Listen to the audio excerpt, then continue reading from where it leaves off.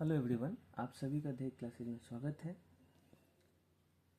ये हमारा राज्यसभा का तीसरा वीडियो होगा। हमने 2 वीडियो राज्यसभा पे कर लिए हैं। उन दोनों वीडियो में मैंने राज्यसभा को क्या है, राज्यसभा किस मकसद से बनाया गया है, उसका कंपोजिशन क्या है, राज्यों और केंद्र शासित प्रदेश का रिप्रेजेंटेशन कैसा है राज्यसभा में, राज्यसभा का कार्यकाल क्या है, कैसे डिसाइड होता है, इलेक्शन का सिस्टम क्या है और राज्यसभा के मेंबर बनने के लिए क्वालिफिकेशन क्या क्या होना चाहिए, इन सब के बारे में बात किया था। इस वीडियो में मैं राज्यसभा के मेंबरशिप से डिस्क्वालीफाई कैसे किया जा सकता है, किस बेसिस पे किया जा सकता है, उसके बारे में देखेंगे। तो क्वालिफिकेशन की तरह डिस्क्वालिफिकेशन के भी जो हैं कुछ क्राइटेरिया कॉन्स्टिट्यूशनल है और कुछ क्राइटेरिया जो है स्टैट्यूटरी है। कॉन्स्टिट्यूशनल क्राइटेरिया डिस्क्वालिफिकेशन का ये है कि पहला क्राइटेरिया ये है कि ऑफिस ऑफ प्रॉफिट, मतलब लाभ का पद पे नहीं होना चाहिए। लाभ के पद होने के केस में राज्यसभा मेंबर को मेंबरशिप से डिस्क्वालीफाई किया जा सकता है। कोई मेंबर अनसाउंड माइंड का नहीं होना चाहिए।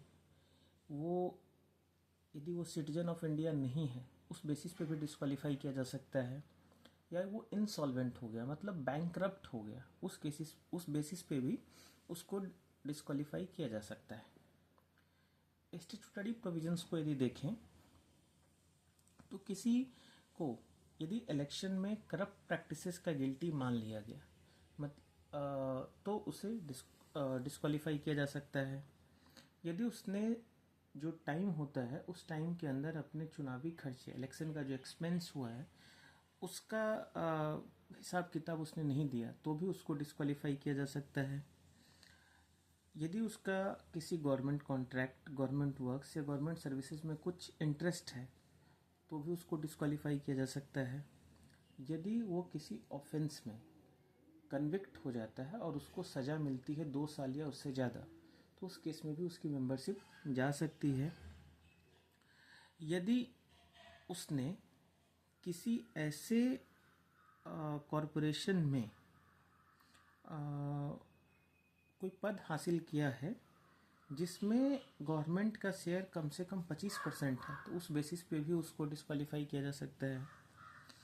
यदि उसे कभी भी गवर्नमेंट सर्विस से भ्रष्टाचार के आरोप में या राष्ट्र के विरुद्ध डिसलॉयलिटी, अनिष्ठा के कारण जो है यदि उसे डिसमिस किया गया होगा तो भी उसे हम मेंबरशिप से राज्यसभा की मेंबरशिप से उसे डिस्क्वालीफाई किया जा सकता है। अब डिस्क्वालिफिकेशन का एक सेपरेट क्राइटेरिया है डिफेक्शन, जिसके विषय में हमारे संविधान में एक अलग से अनुसूची है। वो है 10वीं अनुसूची दल बदल कानून का। तो दल बदल कानून के अंदर जो है डिफेक्शन का पूरा प्रोविजंस दिया हुआ है और इस बेसिस पे भी किसी मेंबर को डिस्क्वालीफाई किया जा सकता है। अब ये थोड़े ज़्यादा इम्पोर्टेंट है, आप ध्यान से सुनेंगे इसको। यदि कोई मेंबर जिस पॉलिटिकल पार्टी से, जिस राजनीतिक दल से राज्यसभा का मेंबर बना है, यदि उसने उस राजनीतिक दल की मेंबरशिप छोड़ दी तो वो उसकी मेंबरशिप डिफेक्टेड हो जाएगी। या किसी राजनीतिक दल ने किसी मुद्दे पे वोटिंग से पहले व्हिप जारी किया और उस मेंबर ने उसके विरोध में जाके वोटिंग की या वोट नहीं देने गया तो भी उसकी मेंबरशिप डिफेक्टेड हो सकती है। कोई इंडिपेंडेंटली इलेक्टेड मेंबर, जो निर्विरोध राज्यसभा से कोई मेंबर निर्वाचित हुआ है और उसने पॉलिटिकल पार्टी ज्वाइन कर ली, तो उस बेसिस पे भी उसकी मेंबरशिप डिफेक्टेड हो सकती है। ये लास्ट पॉइंट जो है डिफेक्शन का, ये सबसे इम्पोर्टेंट है।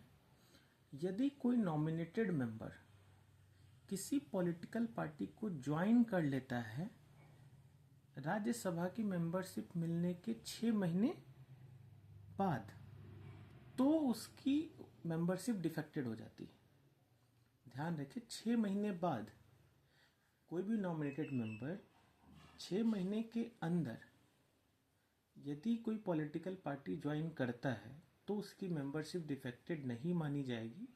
लेकिन नॉमिनेट होने के 6 महीने बाद यदि वो मेंबरशिप किसी पॉलिटिकल पार्टी की ले लेता है तो उसकी मेंबरशिप डिफेक्टेड मानी जाएगी। तो ये था हमारा। अब जो डिसक्वालिफिकेशन पे जो फाइनल डिसीजन होता है वो प्रेसिडेंट का होता है, लेकिन वो इलेक्शन कमीशन ऑफ इंडिया, निर्वाचन आयोग से, चुनाव आयोग से वो उसका ओपिनियन लेते हैं। जो डिसक्वालिफिकेशन होता है 10th शेड्यूल के अंदर, मतलब जो डिफेक्शन का केस होता है उसके केस में डिसीजन जो है चेयरमैन लेते हैं। चेयरमैन, राज्यसभा के चेयरमैन कौन होते हैं? उपराष्ट्रपति।